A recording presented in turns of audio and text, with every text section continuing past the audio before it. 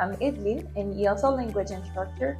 Today we're going to review maintenance issues. Leak. There is a leak in the sink.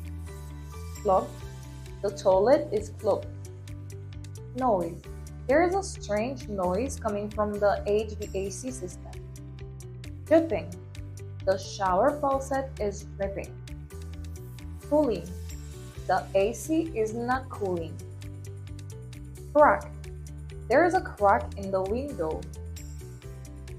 Stain. The carpet is stained. Malfunction. There is a malfunction with the washing machine.